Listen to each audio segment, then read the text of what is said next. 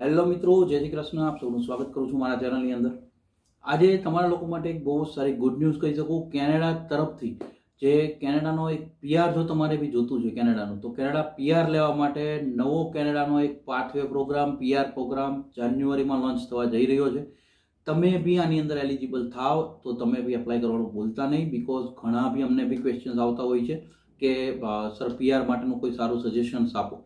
તો તમારા માટે કેનેડા તરફથી FCIC કરીને નવો પાથવે પ્રોગ્રામ જે છે એ જાન્યુઆરી મહિનાની અંદર 2025માં લોન્ચ થવા જઈ રહ્યો છે. કોણ કોણ એલિજિબલ છે, કોના ક્રાઇટેરિયા છે, તમારે શું કરવાનું છે, આ બધી ડિટેલ આજે વિડીયોની અંદર આપણે ડિટેલમાં ડિસ્કસ કરીશું. એ પહેલાં જો ચેનલ પર નવા છો તો સબસ્ક્રાઈબ કરી દેજો, નોટિફિકેશન ઓન રાખજો, મેક્સિમમ લોકો શેર કરવાનું ના ભૂલતા, અને તમારો ઓપિનિયન કંઈ બી હોય તો કોમેન્ટ ખાસ કરતા રહેજો.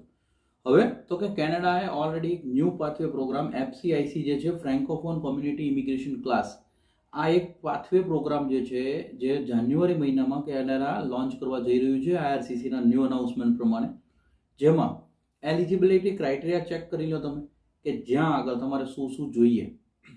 પહેલી વસ્તુ સર્ટિફિકેટ ઓફ રેકમેન્ડેશન જોશે. આ પ્રોગ્રામમાં જેણે બી એલિજિબલ થવું છે એના માટે કેનેડાના જે ઇકોનોમિક ડેવલપમેન્ટ ઓર્ગેનાઇઝેશન્સ જે છે એની પાસેથી તમારે વેલિડ સર્ટિફિકેટ ઓફ રેકમેન્ડેશન લેવાનું રહેશે. બીજી વસ્તુ વાત કરીએ, જેન્યુઅલ ઓફર ઓફ એમ્પ્લોયમેન્ટ.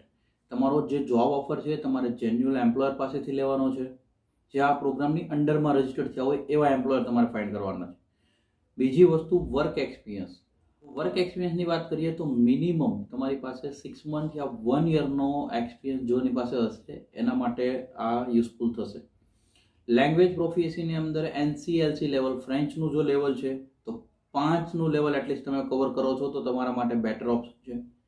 એજ્યુકેશનની વાત કરીએ તો મિનિમમ એજ્યુકેશન કેનેડિયન ઇક્વિવેલન્સી સેકન્ડ સ્કૂલનું હોય, એની અંદર ક્રાઇટેરિયા રાખવામાં આવ્યો છે. ઇન્ટેન્ટ ટુ રિસાઇડ, જે કોમ્યુનિટીની અંડરમાં તમે આની અંદર એપ્લાય કરો છો ત્યાં રહેવાની તમારી ગણતરી તમારે બતાવવી પડશે, તમારો ઇન્ટરેસ્ટ તમારે શો કરવો પડશે.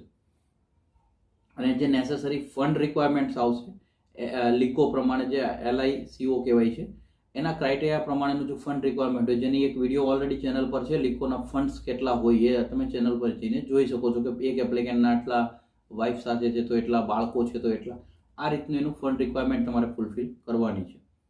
હવે આની અંદર જો આપણે ફર્ધર ડિટેલની અંદર વાત કરીએ તો હવે તો કે આની અંદર જે સર્ટિફિકેટ ઓફ રેકમેન્ડેશનની મેં વાત કરી એની અંદર કોમ્યુનિટીની અંડરમાં જે ડેઝિગ્નેટેડ ઓર્ગેનાઇઝેશન છે એમણે આપેલા લિસ્ટ પ્રમાણેનું તમારું હોવું જોઈએ. ત્યારબાદ જો આપણે વર્ક એમ્પ્લોયમેન્ટની જો વાત કરીએ છીએ તો ત્યાં આગળ સિઝનલ વર્ક એક્સપિરિયન્સ તમારો નહીં ગણાય, એની અંદર ફૂલ ટાઈમ તમારો વર્ક એક્સપિરિયન્સ હોય. નોન સિઝનલ જે હોય એટલે કે ઘણા એગ્રીકલ્ચર સિઝનલ જે એક્સપિરિયન્સ હોય છે એ આની અંદર કાઉન્ટિંગમાં નહીં આવે. 75% જે ડેઝિગ્નેટેડ ડ્યુટી આપેલી છે NOC કોર્સની એ મેચ થવી જોઈએ તમારી પાસે, અને તમારો ત્યાં આગળ એટલીસ્ટ 6 મહિના વર્ષનું તમારે ઇન્ટેન્ટ સાબિત કરવું પડશે. ત્યારબાદ જો આપણે જઈએ કે જેની અંદર આપણે અગર કાઉન્ટિંગ કરીએ કે વર્ક એક્સપિરિયન્સ, હવે તો કે ટિયર કેટેગરીઝ તમને બધાને ખબર છે, O1, 2, 3, 4 કેટેગરી જે હોય છે. આની અંદર જો તમારી પાસે કઈ જોબ મળે છે એના પ્રમાણે તમારે સર્ટિફિકેટ કયા લેવલનું લેવાનું છે એ ખાસ જુઓ તમે.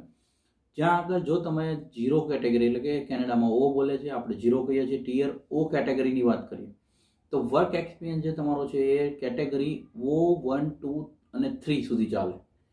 ટિયર 1 કેટેગરીની જો વાત કરો તો વર્ક એક્સપિરિયન્સ છે 0, 1, 2, 3 સુધી ચાલે. ટિયર 2 કેટેગરીની વાત કરશો તમે તો વર્ક એક્સપિરિયન્સ ટિયર કેટેગરીની અંદર 1, 2, 3 અને 4 ચાલશે. O નીકળી ગયો, આની અંદર 0 નહીં આવે. આ ખાસ જોજો. આ એકચ્યુઅલી કાપીને જોશો તો આમાં તમને કશું નહીં સમજાય, અને પ્રોપર શાંતિથી જોશો તો જ તમે સમજી શકશો. વર્ક એક્સપિરિયન્સ જો તમે ટિયર 3 કેટેગરીની વાત કરશો તો 2, 3 ઓર 4 આવશે. હવે 0 અને O અને 1 બંને નીકળી ગયા. હજી એક ડાઉન સાઈડ આવી જાવ, ટિયર 4 કેટેગરીની જો આપણે વાત કરીએ છીએ તમારી જોબની કેટેગરી, તો તમારે 2, 3 અને 4 આવશે. અને ટિયર 5ની વાત કરીએ તો વર્ક એક્સપિરિયન્સ NOCનું જે યુનિટ ગ્રુપ છે એ પ્રમાણેનો ઓફર હોવો જોઈએ. આ ખાસ શાંતિથી સમજજો, અને ના સમજાય તો આની અંદરથી તમારા જે સવાલ હોય કોમેન્ટ કરજો, એવું હશે તો અલગથી વિડીયો બનાવી આપીશું. અને જો બાકી વસ્તુની વાત કરીએ તો એજ્યુકેશનનું લેવલ છે, ECA જે તમને લોકોને ઓલરેડી બધી ખબર છે, એજ્યુકેશન ક્રેડેન્શિયલ એસેસમેન્ટ કરેલું, 12થની equivalency at least diploma, Canadian secondary school diploma જે કહેવાય છે, હાઈસ્કૂલ કેનેડાનું જે હાઈસ્કૂલ ડિપ્લોમા કહેવાય છે એની ઇક્વિવેલન્સી વાળું ECA education credential assessment report તમારી પાસે હોય છે, તો એ તમારે ચાલે છે. લેંગ્વેજની અંદર જેના બેરિયર્સ છે IRCC દ્વારા નક્કી કરવામાં આવ્યા છે એ તમારી પાસે હોવો જોઈએ. ફ્રેન્ચ લેવલની વાત કરો તો NCLC લેવલ જે છે એ 5 લેવલ એટલીસ્ટ હોવું જોઈએ. આ બધા ક્રાઇટેરિયા પ્રમાણે જો તમે આની અંદર એલિજિબલ થતા હોય, ડેટ અનાઉન્સ થશે, પ્રોસેસ અનાઉન્સ થશે, લિંક અનાઉન્સમેન્ટ થશે, ક્યાંથી એપ્લાય કરવાનું, તો હું બને એટલી જલ્દી ટ્રાય કરીશ કે તમારી સુધી પહોંચતી કરું. બટ અત્યારે એક સારી ઇન્ફોર્મેશન આવી હતી તમારી સુધી, બને એટલી સરળ ભાષામાં ટ્રાય કરી છે પહોંચવાની. તમને હજી કંઈ કન્ફ્યુઝન હોય, ક્વેશ્ચન પૂછી શકો છો તમે કોમેન્ટની અંદર. મેક્સિમમ લોકો શેર કરવાનું ના ભૂલતા, because spread education, support education. Thank you so much. જય હિન્દ, જય ભારત.